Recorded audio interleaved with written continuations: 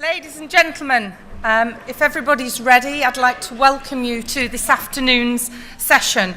It gives me great pleasure to be chairing this afternoon. My name's Judith Park. I'm the Director of Patient Care and Deputy Chief Executive from St Luke's Hospice in Sheffield.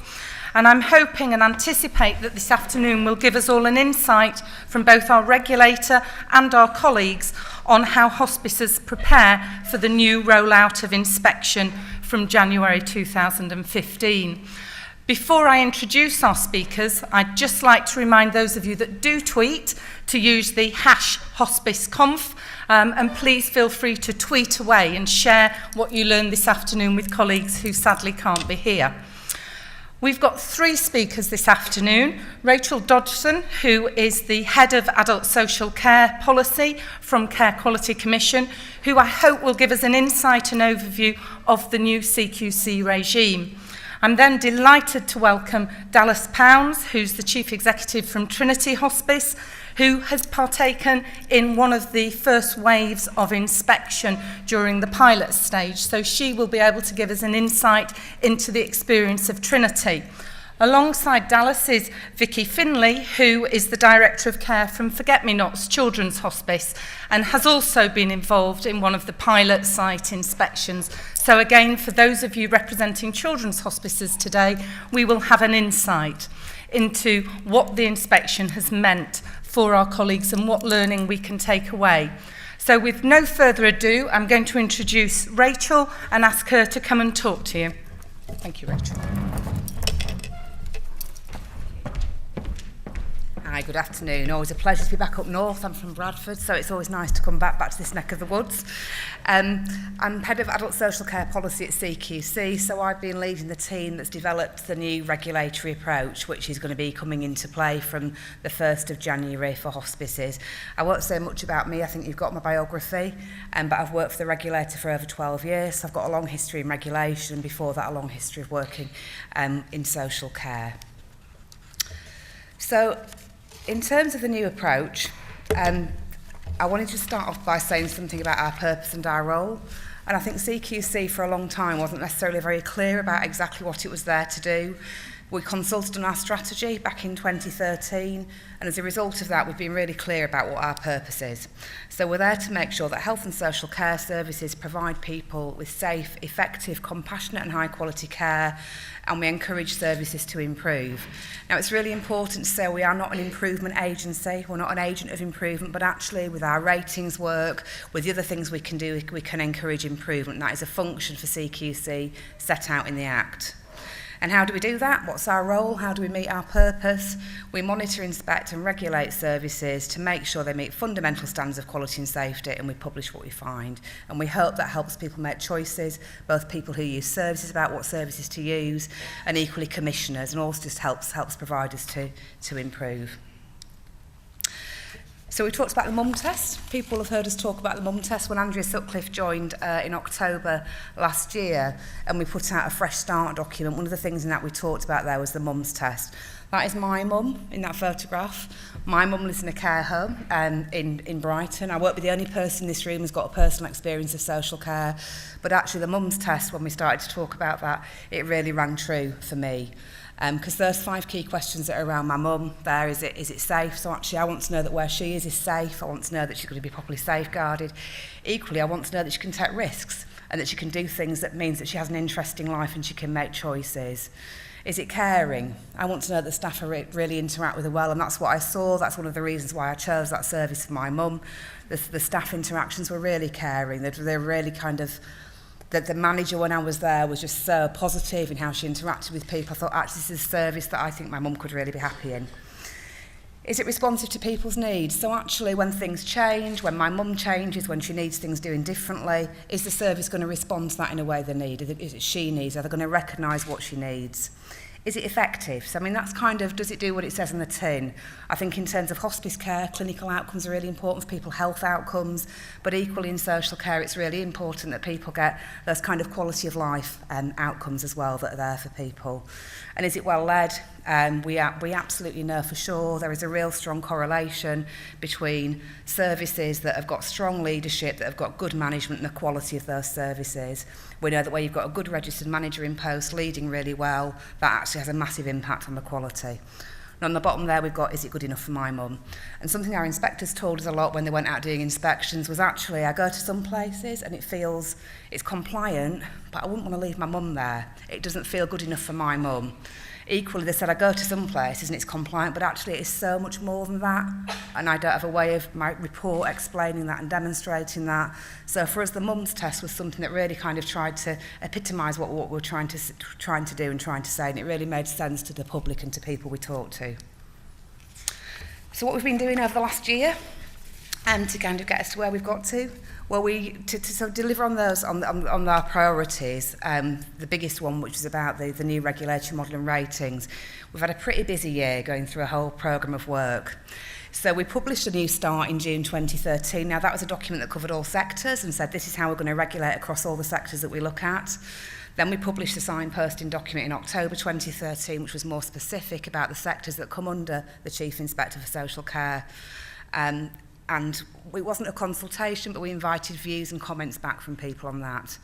We set up the new Adult Social Care Directorate in April 2014, so actually no longer do we have inspectors that go into a dentist surgery one day, then a GP, then a hospital, then a hospice or a care and whatever else. It's actually about people specialising in understanding what they're looking at. We've done 2 rounds of testing, which I know Dallas and Vicki will talk more about their experience of that, which will be really helpful. But we did 1 round of testing. We learnt from that. We refined things. We changed how we did things. We did a 2nd round of testing at the same time as doing consultation. We learnt from that. We refined it, and then we've been starting to roll things out. Really importantly, to get us to that consultation, to that testing, we've had a co-production group that has included people from across all the sectors that we regulate that come under the Social Care Directorate. So we've had hospice sector represented there, as well as other organisations. That group has met with us 6 weekly. They've given us lots of challenge. They've given us lots of things to think about how to get the approach right. It's been really great to have people like Robert and from Help the Hospices on there to really make sure that how we're thinking about things for hospices is in the right way. We've had a number of task and finish groups, so again for hospices, provider information, return questionnaires. We've had a number of task and finish groups with representatives from the sector to really help us get things right. I think that's been a really important part of how we've done this, because actually we couldn't have done it on our own. We couldn't have dreamt it up on our own. It wouldn't have been that we wouldn't have got to the right place, and hopefully people think we have got to the right place. So we consulted on the handbooks from April to June 2014. And then we published the key lines of inquiry, and we published the characteristics of ratings recently. And we published them for hospices, I think, on the 30th of October. Thank you, I'm getting nods from Diane, which means I'm right, because she's always right. We've in terms of hospices, the inspections will start from January, but some of you will know that we've been putting out requests for information now, because a big part of our new model is about getting information up front. So although the inspection programme is the new way, won't start until January, we've been getting information in. For care homes and domiciliary care, we've actually started those new inspections already. Just to say that there's new regulations coming into force in April 2015.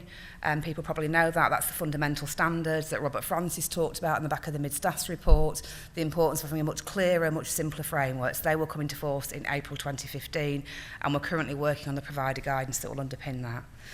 Quite ambitious here. We're aiming to rate everywhere by March 2016 under the new approach. So what's going to be different? What are the big things that we're changing? If you're familiar with the current guidance about compliance, you'll know that in there we talk about the outcomes. It's a pretty heavy document that to kind of carry around in your bag. Actually, we've moved to having these handbooks for each sector and key lines of inquiry and characteristics for each sector, so that makes sense. It makes sense. It's not all about trying to cover everything in one go. And they are the central plank of our new methodology. The enforcement policy, we've consulted on a new enforcement policy, again, on the back of mid-staffs. Some of the things that have changed is we will be able to go straight to prosecution when fundamental standards are breached, rather than having to issue a warning notice first. And again, that's because Robert Francis said some of those failings were so significant at mid-staffs, the regulator should be able to enforce much more swiftly where it needs to do that.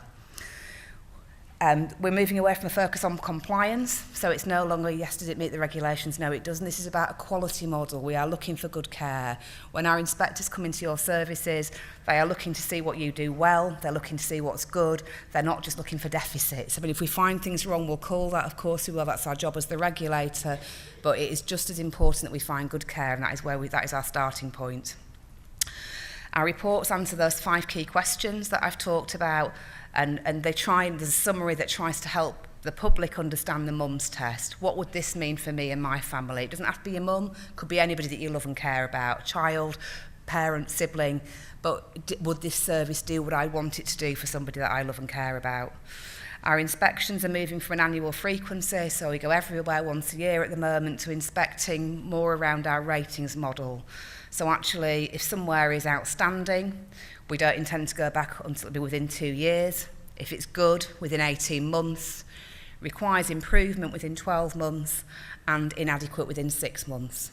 We'll continue to do unannounced inspections when we're concerned about something, when information tells us there's a risk, but our kind of full inspection, when we do what we call a comprehensive inspection and give your services ratings, they're on that timetable based on the ratings. And we're going to get better at having information and to drive our inspection to help us think about what we need to do and how we need to look at things. So that intelligent monitoring of information is really important. And I already said to you that some of you will be getting requests already for information ahead of the inspections that we'll be doing next year. You don't need me to tell you there's not loads of national data in this sector. That's comparable. It's not like in the NHS where there is all those national data sets there. So we want to gather some information up front ahead of the inspection. So there's a provider information return, which I'm guessing some people have already had the pleasure of filling in. The feedback that we're getting on that, I'd say from people so far, is actually it's difficult the first time you do it, but it's a useful exercise, and we're finding certainly some of our providers who've filled that in a few times now, so with practice it gets so much quicker. But that provider information return asks you questions about what you think you do well against the 5 key questions of safe, caring, effective, responsive and well led. It also asks what you think you might do better. That's not a trick question. Actually, it's good leadership to recognise there's things that you can do differently. We're not trying to trip you up. It's actually a really positive thing to say, you know what, there is something there that I could do better, and this is my plan to do it. So please don't be worried about when we ask you that. It'll also ask data for sort of some kind of hard data about things like staffing and Mental Capacity Act and some of those other kind of issues. For community-based hospice care, though we are using questionnaires for people who use services, for friends and family members and for staff, we've also been using that, and we've got really good responses from staff, certainly in the waves of testing, and professionals, so getting breeds of professionals involved in your service. This is all about giving us a much richer picture of how a service performs and what people's views are on that service. We recognise there's lots of sensitivities around questionnaires in hospice care. We've worked with people to develop a process around that that's slightly different to how we're doing it for our other sectors where we're using questionnaires, because we recognise clearly this is quite a sensitive time in people's lives, and we just need to be mindful of how we do that. So just to talk you through how the new approach works from kind of the left to the right of the screen. Sorry, the screen's there. I keep thinking it's there. Okay, so we've got our key lines of inquiry. So we've got those 5 key questions that I talked to you about. Underneath that, there are key lines of inquiry for each of those 5 key questions. There's 20 key lines of inquiry for hospices. Out of those 20, that's 20 across the 5 key questions, 20 in total. Out of those 20 questions, 16 of them have to always be covered by our inspectors and our inspections. That's to make sure that we've got a robust, consistent, reliable comparison. So actually when we look at something in Sheffield and we look at something in Brighton, we know that we've looked at the same things and we've got a consistent, reliable rating. When we're out on the inspection, we'll have had the intelligent monitoring information that you've fed in. Our inspectors get data packs that helps them think about, well, what else might I want to look at? And they'll want to look at things because they think it looks really good. They might also want to look at things because they think they're worried about it. It's a real opportunity for you to tell us in your provider information return what you think you do really well. And again, then helping the inspector to focus on that when they come and do their visit. When we're there, it'll be similar to how our inspections have been before. We'll talk to people, we'll be talking to staff, we'll be looking at what goes on. Our inspection teams will have will have different people and specialists in them to recognise the unique nature of what hospice care provides. And again, I think Dallas and Vicki will touch upon that in their experience, so I won't now. But it is about the inspection team having the right people in there to assess the service that they're looking at. So we will involve specialists. From that, our inspectors will look at all their evidence. They'll apply some, and I'll talk about the characteristics of ratings, and that will help them make a judgment for each of the 5 key questions. And we'll rate each of those 5 key questions. Is it safe, effective, caring, responsive, well led? As being outstanding, good, requires improvement, or inadequate. I'm not going to go through all the words on this slide. I just wanted to give you an example of what we mean when we talk about the key questions. So this is the key question of safe. So that's the key question at the top.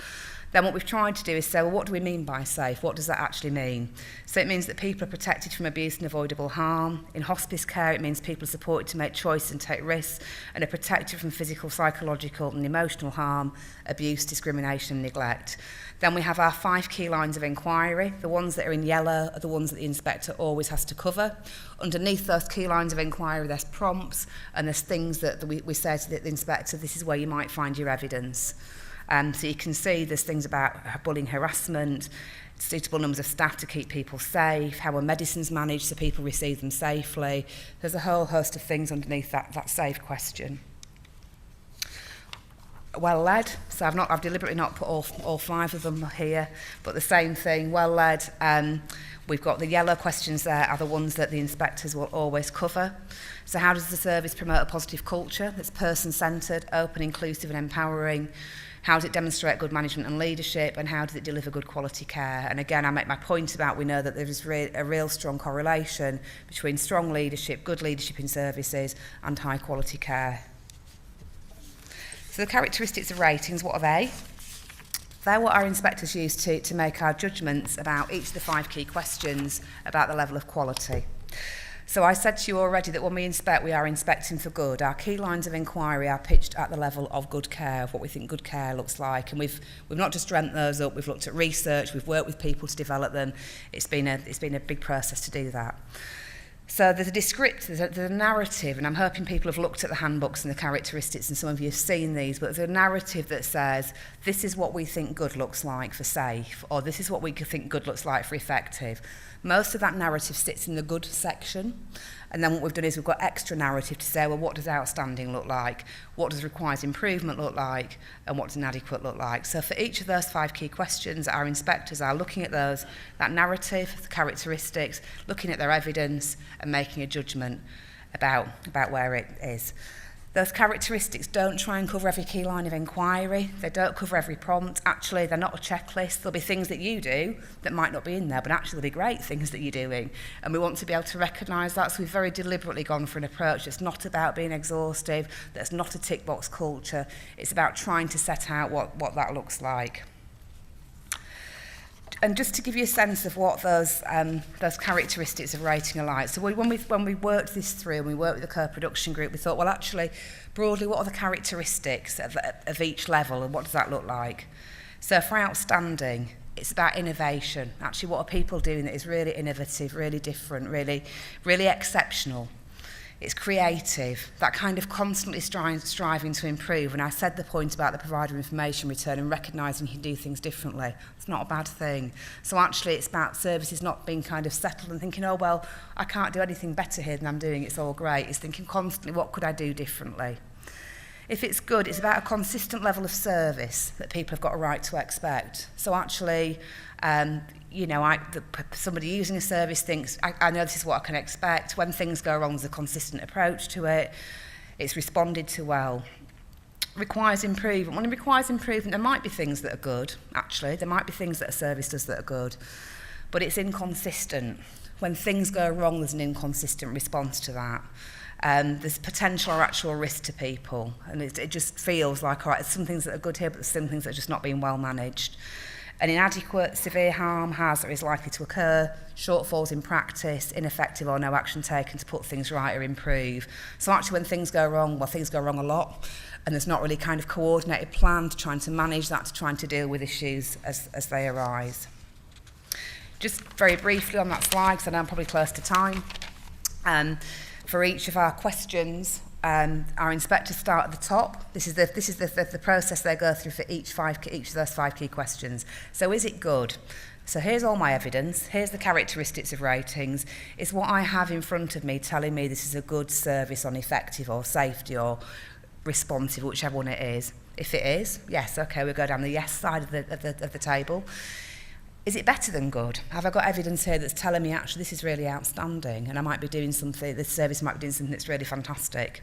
If it is, yes, outstanding. If it's not, then no, it remains at good. Going back to the top, is it good? Well, actually, no, it's not good. This doesn't meet the characteristics of good. It's not a good service. At that point, the inspector's thinking, okay, well, how not good is it? Is it requires improvement? Because actually there's some things that could be done differently, but it's not significant. It's not significant issues here. It's not widespread.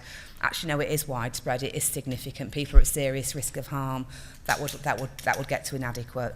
So just to show you that process that our inspectors go through for each of those 5 key questions.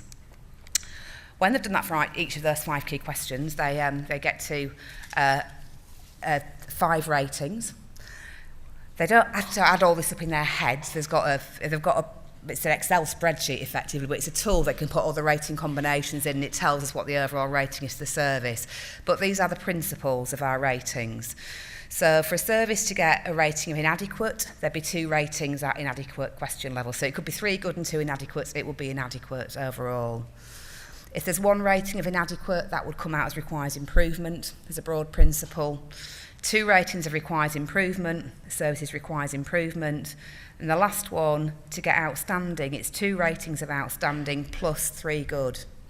So it has to be 3 goods and 2 outstandings. Now, when we consulted on this, we got a lot of feedback from people saying, oh, actually, we think you should have 3 outstandings and 2 goods to be outstanding. We believe that we've made the characteristics for outstanding stretching. We believe that if we tried to stretch on saying you need 3 outstandings and outstanding care looks like this, that would actually mean there'd be very few outstandings in the sector. What we wanted to do was make outstanding achievable. We wanted people to feel that it's something they can get to and they can strive to, so that is why we settled on the 2 outstandings and 3 goods. There's a couple of limiters around ratings on the well-led question. This is the last thing I'll say. So in terms of well-led, if a service hasn't got a registered manager for an extended period of time without good reason, they can't be better than requires improvement on well-led. And that goes back to what I've said to you about the importance of good leadership and quality services. If they don't submit notifications that they should without good reason, again, limits to requires improvement on the well-led question. If they're not meeting other conditions of registration, so actually if your registration conditions say it's this many beds and somebody's got 10 more beds than supposed to, then that means that you can't be better than requires improvement in well-led. And the last one is about the provider information return. If people don't return that to us and the data that we ask for, either in that format or another format you agree with us, that also limits the well-led question to requires improvement. Thank you.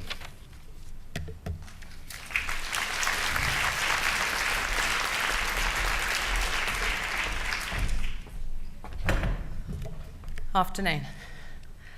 So, as it says on the slide, I'm Dallas and I'm Chief Executive of Trinity Hospice in London, not the one from the north of the country that was mentioned earlier. Just to give you some context, Trinity Hospice has 28 beds and community services and outpatient and day services, so hopefully you'll be able to just see how we compare with yourselves. So, after I stuck my hand up and volunteered us to be a pilot on the new wave, and my staff forgave me for doing that, we had a little bit of a conversation about what did this mean for us. And I've got to admit that our initial thoughts were, we're in with adult social care are going to be regulating us. Are we really, really confident that they're going to understand hospices and understand what it is that we're trying to achieve? We then looked at the process and the provider return in particular and thought, oh my goodness, Dallas has just signed us up for a whole load more work. And then we talked about giving user details. And you all know that users of our services change on a daily basis.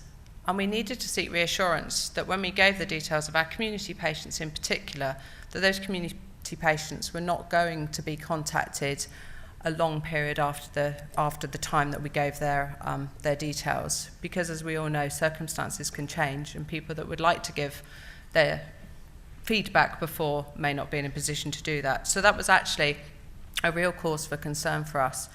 And when Andrea Sutcliffe and Diane and Robert came to see us, that was one area that we wanted to seek reassurance on. And I've got to say, it was absolutely fantastic, the response we got to that we could give the details, but those details would be checked with us before those people were contacted. So if any of you are worried about giving details on community patients in particular, please be reassured that it's a fantastic two-way process and nobody should be contacted unless they're in a position to be. We also had a chat about ranking and how did we feel about being ranked? How did we feel that if we came out good and not outstanding? And did we feel that those rankings would be used, as they sometimes are within the school system, to say, I'd rather go to the hospice down the road because it got outstanding and not good? So we had a chat about that as a team as well. And these were just all the initial thoughts and the worries of signing up to be a pilot. But as I said, we were really lucky to have a meeting with Andrea Sutcliffe, and that really reassured us. And what we realised was that we were actually looking forward to a more robust inspection, that some of the times the inspections we'd had in the past felt like a lovely walk around our inpatient unit and a big green tick in the box, without too much evidence being given and without too much challenge of us. And we were really excited to see how the CQC were trying to improve, and their tests and the mum test felt very pertinent to us as a hospice, because that was something that we prided ourselves on to that point, that actually any of us would be very happy to have our mum within our establishment. So we did welcome the new regime, and we also tried to think of it as a way to help us improve and identify the areas that we had to work on. So I think the big thing for most of us was the provider information return. And I think we turned in the completion of that into a bit of a small industry at Trinity. And some of you may find that you've done the same. But what we found was that it really did need to be run like a project the first time we did it, that we need someone to take clear leadership, and that was our head of quality, but that actually every team within the hospice needed to be involved in preparing that return and understanding that return. So we had lots of working group meetings, both virtual by email and by passing documents around, and in real time as well. And what that return quickly showed us were the areas where actually we did need to improve, where we felt perhaps that we were good or even outstanding, but didn't have the evidence to demonstrate that. And that was a really interesting learning point for us, because some of the areas that we actually didn't have evidence for and felt we could do better were those areas that you might perhaps associate more with social care colleagues. So the Mental Capacity Act and deprivation of liberties and things of that nature stood out for us as areas of improvement. But what filling out the information return did for us more than anything was give us systematic thinking time. And it was something we hadn't done. So as a team, we were able to sit down and answer those questions around the 5 key areas, and actually question ourselves and search for that evidence within our own organisation. And my entire team, who have given me feedback in order to come here today, said that was the very best bit about doing the provider information return, was actually to be given that permission and that thinking time. We also decided that we didn't want the document to just become a piece of paper that we were going to return to the CQC. So we decided to try and use it in other areas of reporting. So we used it to help us formulate our quality accounts. We used it to feed back to our commissioners on what we were doing in the Wave 2. And actually we found that the data and the evidence we collated for this return has been really helpful to us in many other ways. So I would suggest that you consider it as a living document and actually use it as your action plan and your improvement area.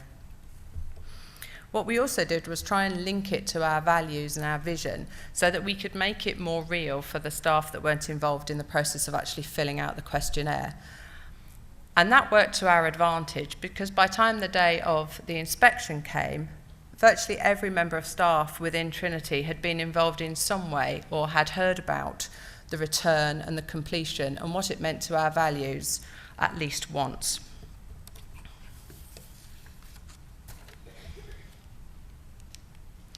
So the day of the inspection arrived, and as you will all know, it took about 30 seconds for the news that the inspectors arrived to whiz around the building. But actually, I have to say, all was calm, and I think that was because we'd involved so many people in preparing that return. On the day, we had the lead inspector. We had an expert by experience who actually had a very close family member go through an adult hospice. We had a clinical expert who was a nurse who'd worked both in cancer and palliative care. And we also had a specialist pharmacist, which was a real novelty for us, because although our pharmacy services we felt were very good, we'd never actually had them externally validated. We had a full day with all 4 people, and the lead inspector actually did come back the next day, but I think that may have been as much to do with the cake in the cafe as anything else.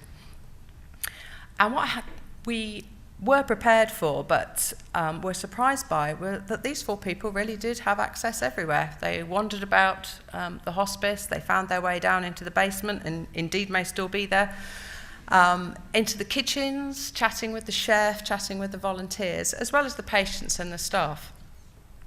And what we also found was that they had our return in hand.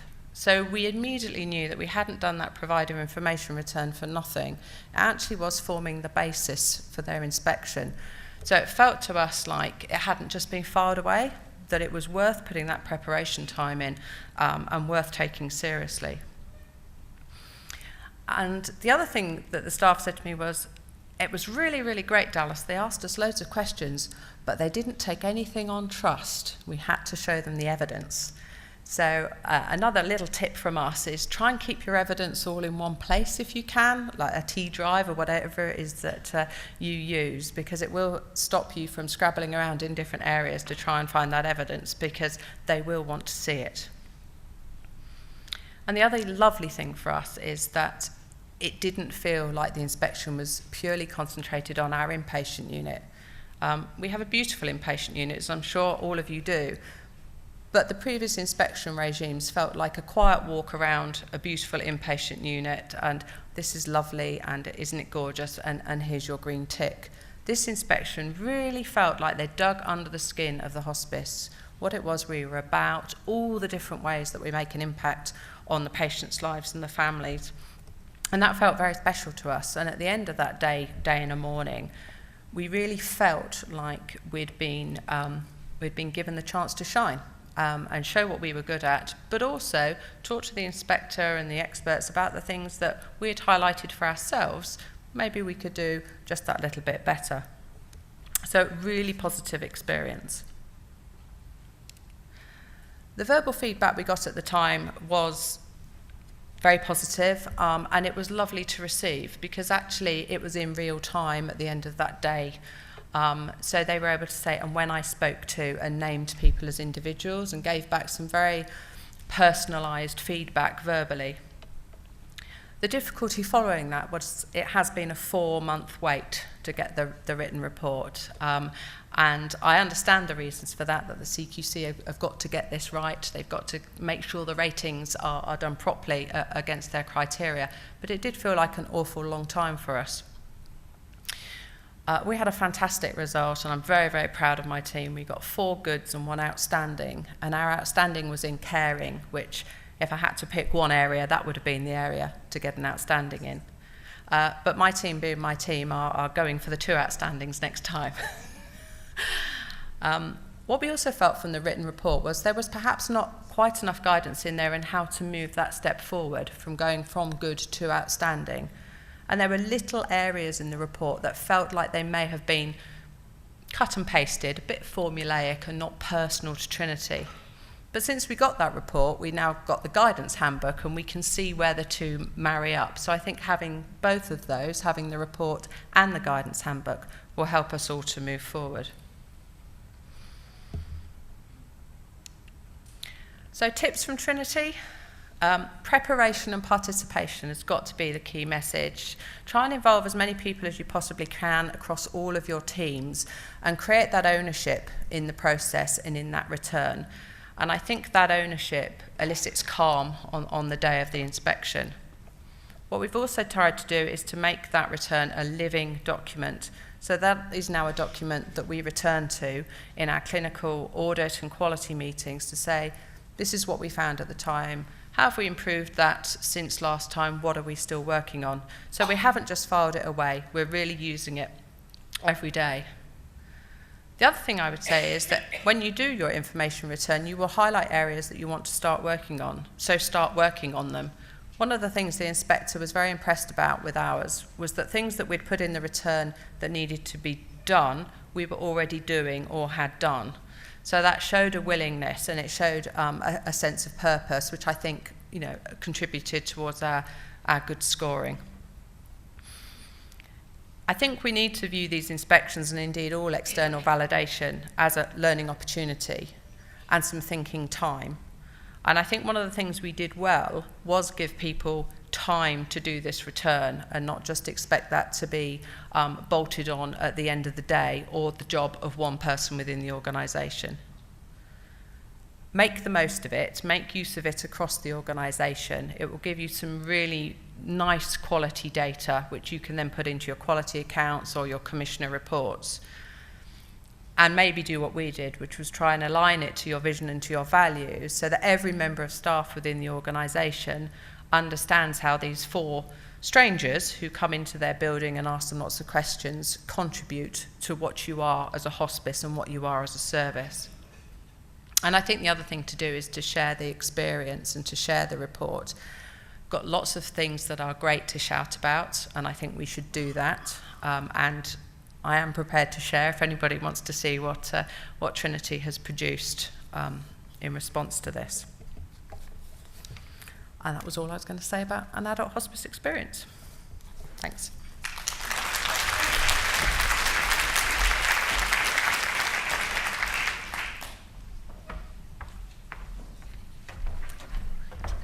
Oh. Good afternoon, everybody. My name is Vicki Finlay, and I'm the Director of Care at Forget-Me-Not Children's Hospice. A little bit of background about us is that we are, in contrast to colleagues and the team from Trinity, we're quite a small hospice.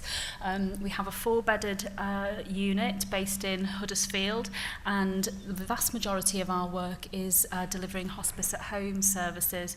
We have a population in West Yorkshire of about 1 million, and we currently care for about 115 children and families. So as you can see, pretty small scale just yet. And I should say that we've only been operating 24/7 to the full range of services since March 2013. So we do feel like the new kids on the block. So unlike our very brave colleagues at Trinity, we didn't put our hands up and volunteer to be to participate in phase 2 of the inspections. And the reason we didn't volunteer is that we had just undertaken quite a large piece of work, a whole team, doing the full self-assessment for the previous framework. We started that in November time 2013 and finished that in February of this year. And we'd also undertaken quite a big piece of work going through the Together for Short Lives benchmarking toolkit. So we felt pretty much geared up for the old system, and thought actually we'd kind of like to wait and see how the new system pans out and learn from other hospices before we participated. However, we received our fantastic letter from Andrea Sutcliffe to say, congratulations, you've been selected to participate. Damn. So we myself and the team came to the conclusion very quickly that what we were going to aim for was to be in a much better place for the next inspection.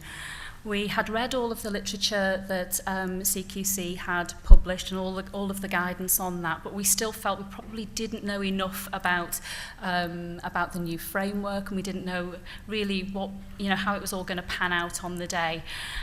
So just to kind of keep the panic levels down to a minimum with the team, we set out our stall really to use this as a developmental process, to take all we could from the experience and make sure we were in a much better place for subsequent inspections.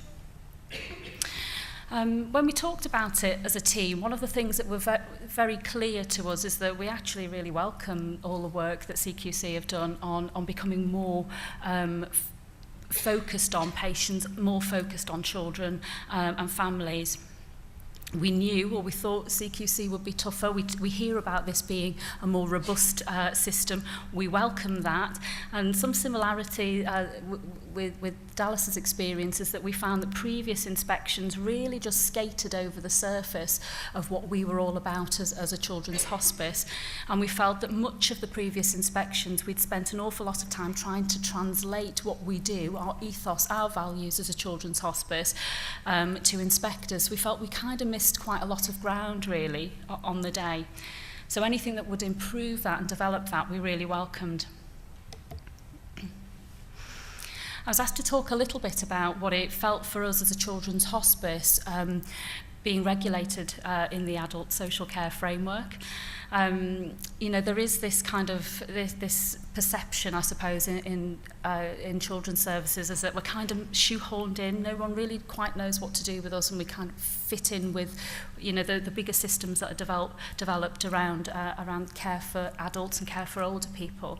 And we actually feel our children, young people and their families probably deserve something a bit more bespoke and a bit better for them, that really understands their needs, what they're looking for in services.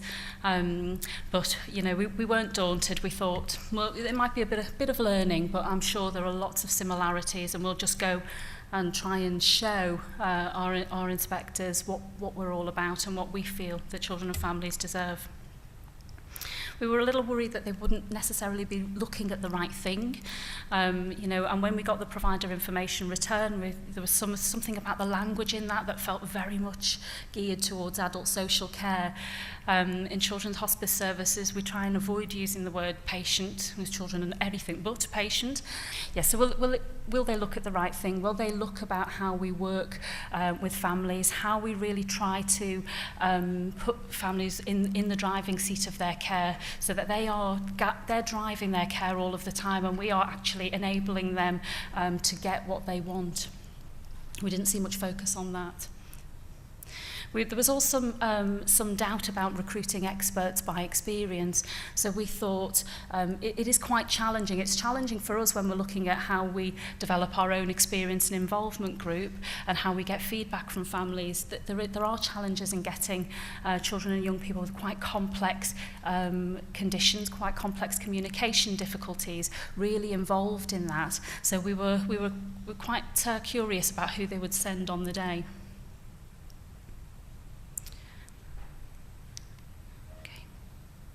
So our approach, as I said earlier on, we had done an awful lot of work previously looking at our self-assessment and the best practice toolkits.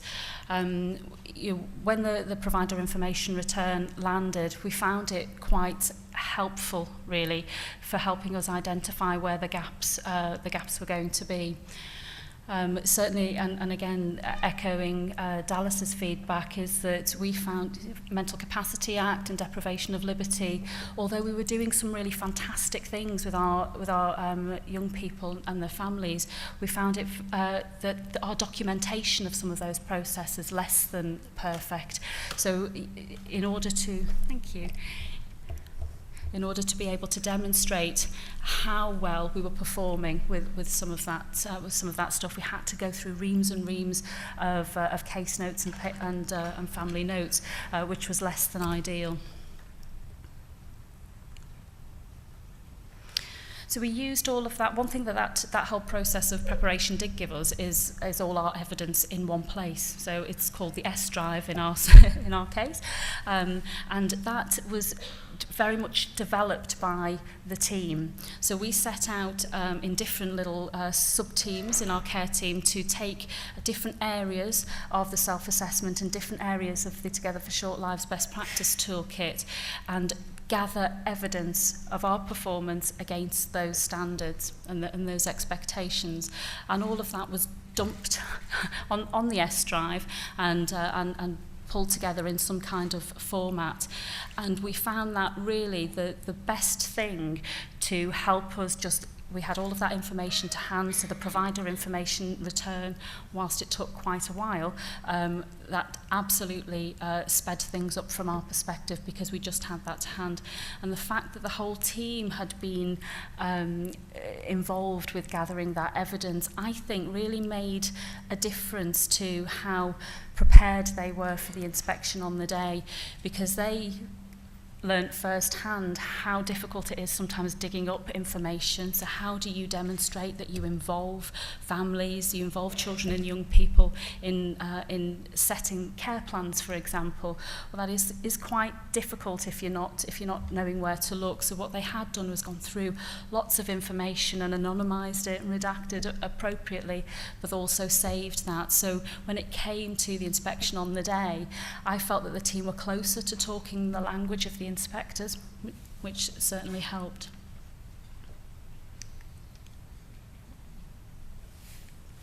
It took, I was tasked with pulling together and filling in the provider information return, but with my heads of integrated care, who helped an awful lot in bringing some of that information together, it still did take 16 hours to put it all on. We had some IT issues from the first submission, so we lost 6 hours of work. And I have to say that's included in that 16 hours, but the first 6 hours were a bit of a write-off. I still don't know what happened, but it was quite difficult, I think, for me to get that tech support and that IT support back from the help desk with CQC. And we were talking earlier on about making friends with your lead inspector, if you are able to do that, if you know who they are, because I found that once we identified that person, then getting better responses to some of our questions was much easier. I don't think that people on the CQC help desk always knew the answers we were looking for. Well, as we talked about earlier, the PIR really did guide our thinking in terms of where the gaps are. And I know you were talking earlier on about not looking, when you're looking at leadership, not looking for perfection, but just understanding where your gaps are and where your limitations are as a service, and having very, very clear action plans to work on that and deliver that. And that's something that we used in abundance, I have to say. We had a full day of inspections. The lucky day was 6th of August, and we had 3 people on our inspection team. They arrived about 9:15. Yes, and by not even 16 minutes past 9, the whole organisation knew that they were in reception. It was hilarious to go down to reception and find our volunteers squirting them all with hand gel and instructing them to be below the elbows, but I was very proud, very proud. We had a team of 3. We had the lead inspector, an expert by experience who'd done my job in another children's hospice, and an expert by experience who'd used an adult, was a recipient of adult hospice care and had been a relative of families that had used adult hospice care, and an expert in the field who had done my job in another children's hospice. And I think that team worked incredibly well. I do feel, despite my initial reservations and despite the team's initial reservations about will they really get us, do they understand children's hospices, we were very much reassured on the day, because we knew that even if the lead inspector had never worked in the field of children's hospice care or palliative care before, that there were 2 other supporting inspectors that could really do some of that translation. So it worked incredibly well. And the team, because I think had been more involved in gathering information and gathering evidence for the quality work that we'd done previously, really wanted to show what they're made of. They wanted to show what they were really, really proud of in our services. So if you talk to them, they'll say it's about the caring and compassion, and it's about being responsive. They're the things that we really want to get over, because we feel we do them incredibly well. And they do, I have to say.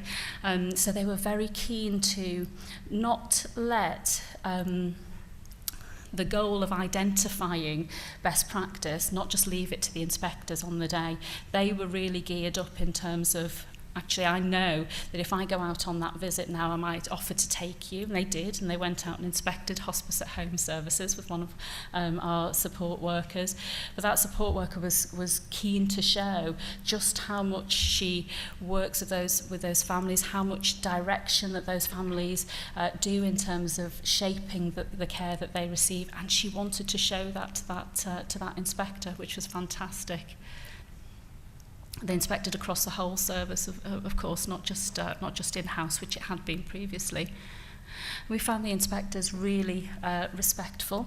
They were challenging, there's absolutely no doubt about it. They were much more robust and much more inquisitive in wanting to look at the whole range of services and really drill down into the essence of what we were doing. But they did that in a really respectful way with the team, so the team weren't really left feeling as though they were being inspected. With some comments where it was more like a conversation. We had lunch with a couple of the inspectors who sat down, at the table and ate lunch with us and did some of that information gathering during that time. And they were challenging in a really really respectful way. And one of the things we found them doing on the day was asking questions of the team, but also coming back and asking the same questions to the care leadership team and doing a triangulation exercise on the day. So they were looking for consistency in the answers that I was giving versus the answers that the team were giving. And on the whole, that worked. And the team had a really positive experience. They're very excited to see what the report holds. But I have to say that despite our initial reservations, that on the whole it was incredibly positive. Forget me not. We also had some concerns about how the families would receive the inspection. So we had children obviously being cared for on the day, and we knew that there'd be contact with CQC and the families afterwards. We had to provide lots of information. When you get the provider information return, there are additional boxes for additional information, and we crammed all kinds of information in there about flagging up children that we thought were very end of life, imminent, and kind of making helpful suggestions about avoiding, writing to the names on the list that were just, that were children or young people, and maybe writing to parents. We also flagged up all of the bereaved families because CQC had asked for that information, but just making use of that, of those additional boxes to get that information over. We didn't assume that the inspectors and CQC would be able to work that out, and we went to great lengths in tracking down our inspector to make sure that some of those anxieties that the team had were addressed. And on the whole, our families were really happy to talk about their experiences. They felt really comfortable with CQC, and the staff as well. They got their questionnaire. And we're very, very happy to participate and give that information over. I think we've had some mixed feedback from the professionals. We also have to give a list of professionals who work with us in providing community services. And the feedback was slightly mixed from them because they felt that they didn't really have the preparation. They weren't expecting it. I think somebody had started filling it out thinking it was for their service that was being inspected and then had to redo certain things. So I think maybe we need to do a bit more work on that. We'd focused on preparing the families and preparing our teams, but we'd kind of forgotten about the professionals that we worked with, and maybe next time we'd probably put out a warning to say we've handed your information over. Hope you're okay with that. I'd love to be able to stand here today and tell you how we did, how we fared. We still don't know. We did get real-time feedback on the day, which was fantastic, overwhelmingly positive, really good in terms of a real understanding of the different things that the inspectors had seen throughout the day. So it was very specific. There weren't just generalisable, standard statements about yes, it's safe, yes, it's well led. They could really reiterate the evidence that they'd found during the day. They acknowledged where we had gaps and acknowledged the fact that we'd had action plans in place to move those areas forward. And we understand that our report has gone through regional quality assurance and is now with the national quality assurance team. So hopefully we don't have too much longer to wait. But of course you can all download it from the CQC website when it's published. And that's me. Thank you very much.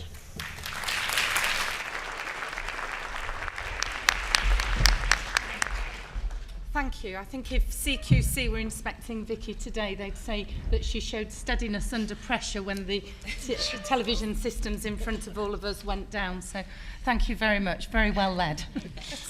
At the start of this session, I said I hoped that we would come away from it knowing how to prepare a little bit better for new regulation. I think all the speakers have given us insight this afternoon.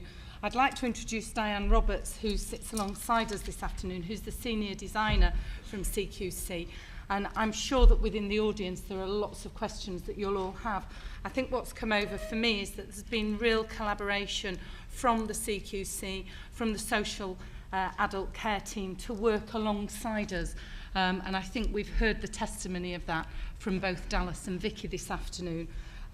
Clearly, I think there's a key message to make friends with your inspectors, and that the PIR should be becoming a living document and not just a piece of paper that we do for CQC and then sits in a cupboard. And I think, you know, Dallas illustrated very nicely how it can inform our quality accounts and support the work with our commissioners.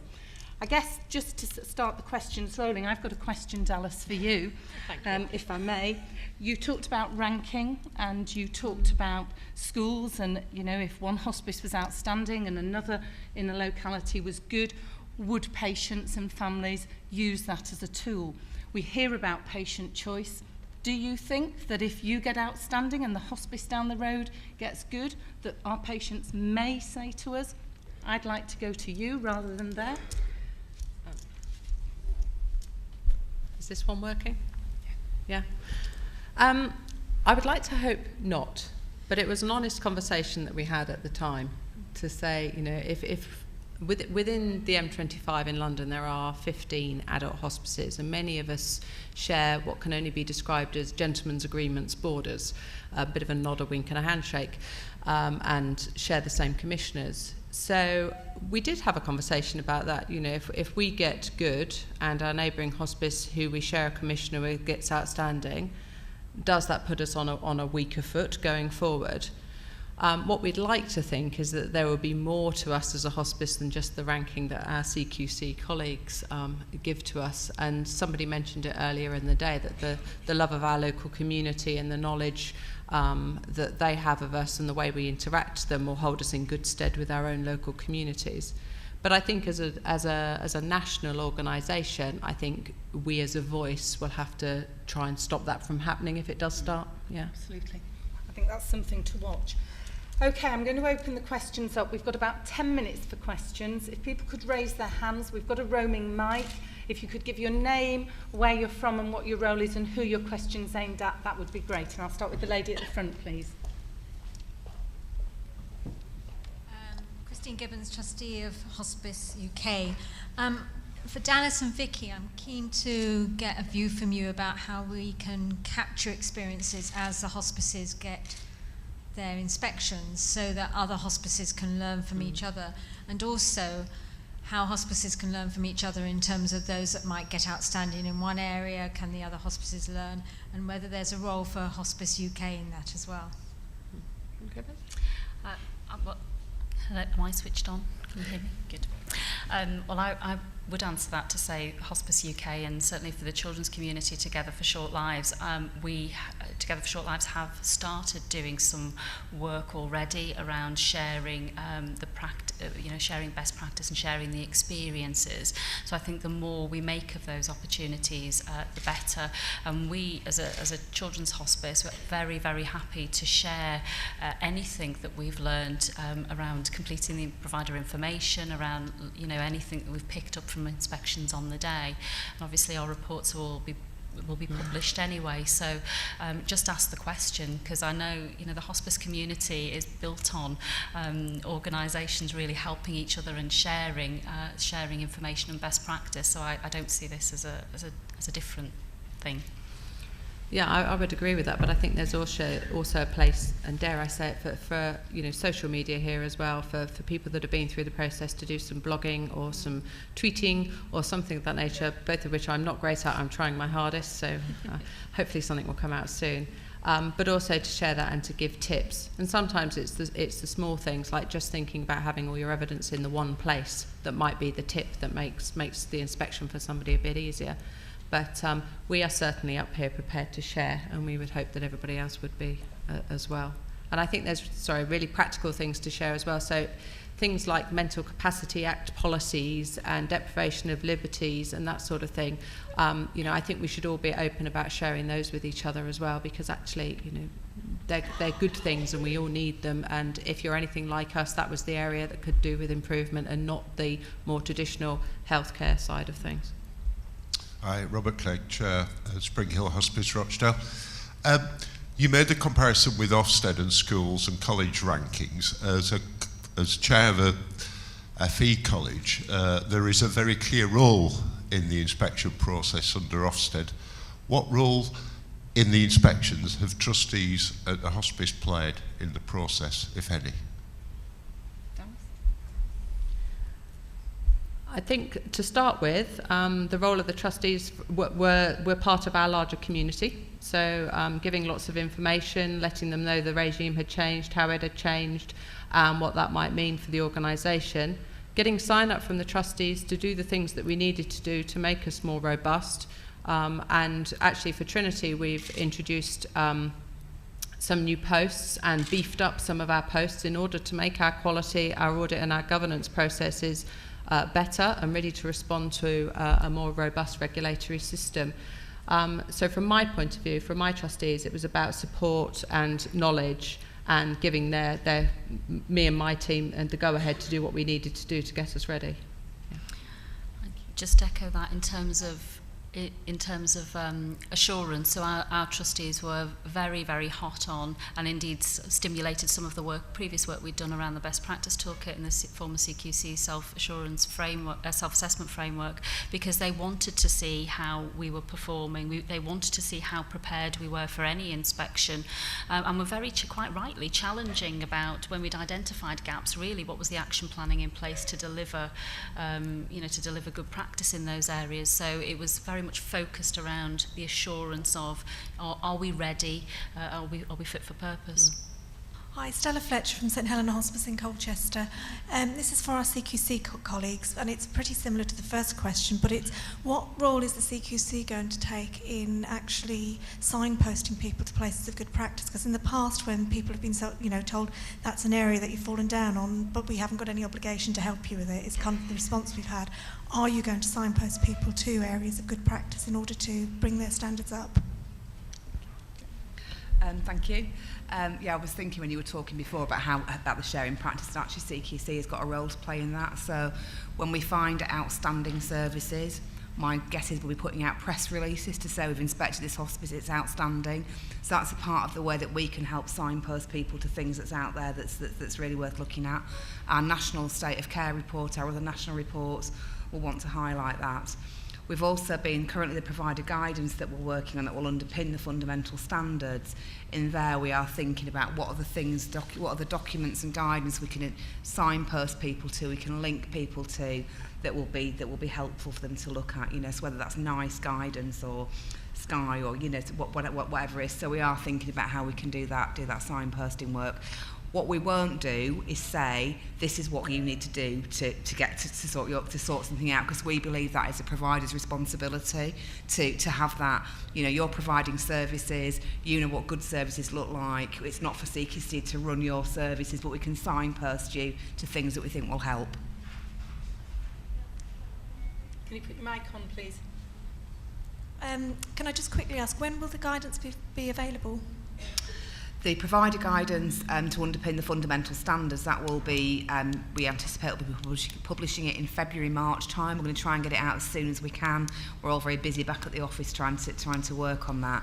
But it won't cover absolutely everything in there that you'll need to know about. But I think, as I said, there's other things we can do about saying, actually, this is a really fantastic hospice. People should be learning from that and looking at that too. Do we have another question over there? Thank you. Yes, same table. Vernon Cressy, Dr. Kershaw's hospice, just down the road, I told him. 2 questions, if I may. Obviously, under Ofsted, they jump on you with 2 days' notice, if you're lucky. This obviously is a much more consultation process. What kind of lead-in time will there be to an inspection taking place? And secondly, I think we've had 2 random inspections probably over the last 12 months.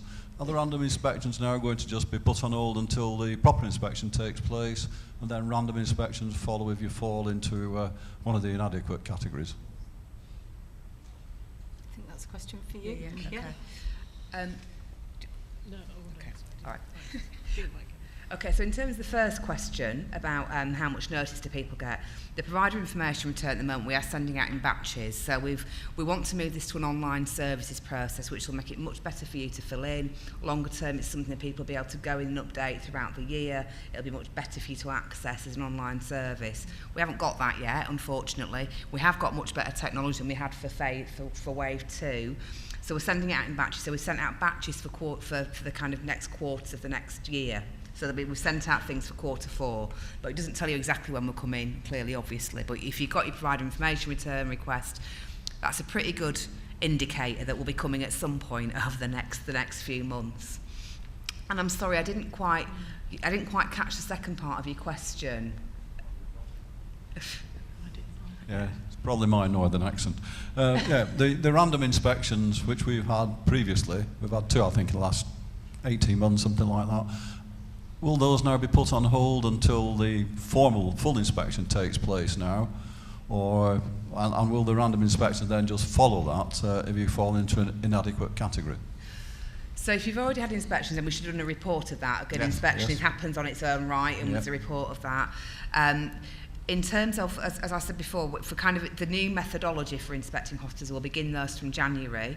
In the meantime, if we're worried about somewhere, we'll continue to come out and do an inspection the way that we would have done previously, if you like. Once you've had those comprehensive inspections that give you your rating, you'll then start to fall into that cycle that I talked about inadequate. We'll be back in 6 months. Thank you. Unfortunately, I think our sessions now needs to be drawn to an end. I guess I'd just like to pose one final question to Rachael, if I may. Obviously, as hospices, we come under adult social care. Our equivalent NHS hospices come under adult acute care inspectorate. Can you assure us that there will be equity of inspection? That's a really good question, and we know that's something that the sector has been concerned about. I think for us that's a big part of the reason why we wanted to do co-production, but actually why we've been so determined to engage with groups like Help the Hospice, Together for Short Lives, all those kind of organisations have helped. What you'll know is that for the NHS, they look, well, we might know, but when we inspect there, we inspect 8 core services, end-of-life care kind of being one of them. Clearly, we're just looking at your service in this model, but I hope that you've been reassured by hearing from the team, from Dallas and Vicki, about the makeup of the inspection teams that we are sending out. It's about us really recognising the uniqueness of hospice care, what that delivers, and making sure that actually our teams can recognise that, know what good looks like, and there is equity there. And just so people know, we're doing an end-of-life care thematic review. I don't know if people are aware of that, but there is some work on that ongoing, so we're looking at that across the piece. And absolutely, I think the longer we go on with the inspection approach, we'll certainly want to make sure that absolutely there is equity about how things are looked at. Thank you. I think that's given me reassurance. I hope it's given all of you reassurance. I'd like you to join me now in thanking our 3 speakers for their time this afternoon, and if you want to reference their presentations, they are available on the conference app. Thank you all very much.